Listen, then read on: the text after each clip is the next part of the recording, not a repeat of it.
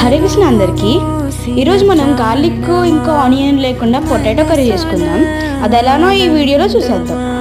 First potatoes, tomatoes, chillies cut చేసుకొని పెట్టుకొని stove వెలిగించి అన్ని తాలింపు దినుసులు వేయకుండా 2-3 వేసి దాంట్లో ఎండుమిరగాయ, దాని తర్వాత కర్రీ లీవ్స్ వేసిన తర్వాత మనం కట్ చేసి పెట్టుకున్న టమాటోస్ వేయండి.